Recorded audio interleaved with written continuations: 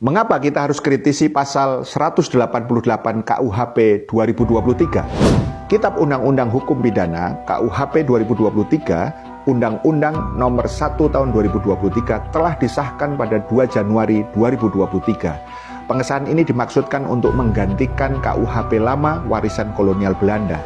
Meskipun undang-undang baru ini baru berlaku secara efektif setelah 3 tahun diundangkan, yaitu pada 2 Januari 2026.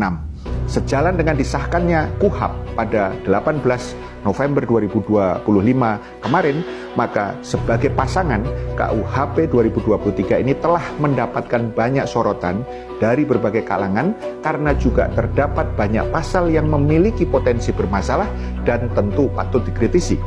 Apakah yang harus kita kritisi dari KUHP 2023? Pertama, dari segi paradigma hukum, jelas bahwa KUHP ini masih kuat dengan nuansa sekuleristik yang memisahkan agama dari kehidupan dan tentu tidak lepas dari kolonialistik Belanda, dan tentunya jauh dari paradigma hukum Islam yang merupakan aturan Allah Subhanahu wa Ta'ala yang sempurna dengan landasan utama akidah Islamiyah. Yang kedua, secara khusus pada pasal 188 ayat 1 KUHP baru yang berbunyi, setiap orang yang menyebarkan atau mengembangkan ajaran komunisme, marxisme-leninisme, atau paham lain yang bertentangan dengan Pancasila di muka umum dengan lisan atau tulisan, termasuk menyebarkan atau mengembangkan melalui media apapun, dipidana dengan pidana penjara paling lama 4 tahun. KUHP baru ini memuat ketentuan yang dapat digunakan secara semena-mena untuk membatasi hak kebebasan berekspresi dan memperoleh informasi. Pasal 188 KUHP ini berpotensi mengkriminalisasi penyebaran dan perkembangan ideologi atau paham yang bertentangan dengan Pancasila. Pelanggaran terhadap ketentuan ini diancam pidana penjara sampai 7 tahun. Pasal 188 bertentangan dengan 2 doktrin sistem hukum pidana, yaitu Principle of Legality. Pertama, konsep lex scripta. Setiap orang hanya dapat dituntut pidana apabila tercantum atau tertulis di dalam undang-undang yang mengharuskan undang-undang dirancang secara jelas, dituliskan secara terang, faham yang dimaksud, dan tepat agar memungkinkan digunakan untuk mengatur perilaku setiap orang. Yang kedua, konsep lex stricta.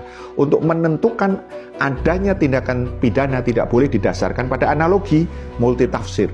Sedangkan pasal 188 KUHP baru ini tidak menyebutkan secara jelas dan terang dan tanpa ada keraguan ekspresif verbis paham apa yang dimaksud.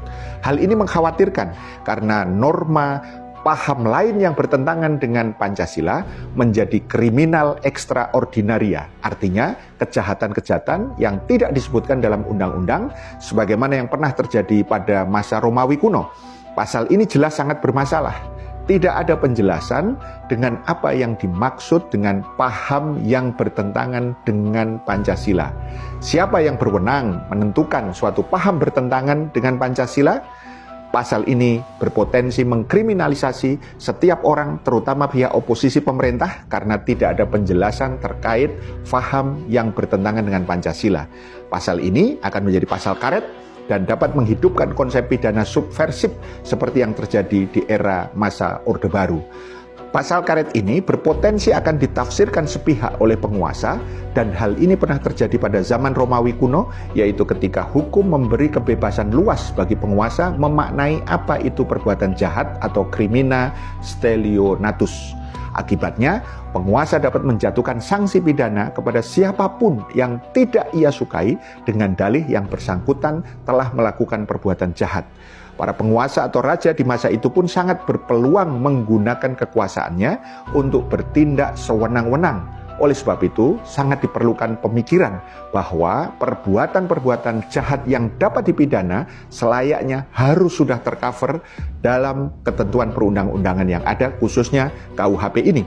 Kemudian, tanpa ada pertentangan antara pasal 188 KUHP baru ini dengan UUD 1945, yaitu pasal 28, yang menetapkan bahwa hak warga negara dan penduduk untuk berserikat dan berkumpul, mengeluarkan pikiran dengan lisan maupun tulisan dan sebagainya, syarat-syarat akan diatur dalam undang-undang.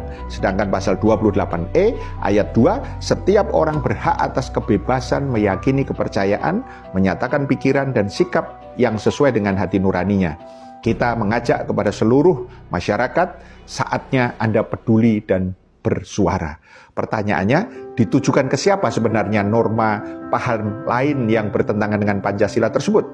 Siapa yang akan mengontrol tafsir penguasa agar tidak melakukan kezaliman terhadap rakyatnya dalam bentuk kriminalisasi? Akankah tahun 2026 akan menjadi tahun yang penuh kegelapan karena kesewenang-wenangan penguasa dalam menggunakan KUHP ini? Paham sampai di sini? Salam melek politik.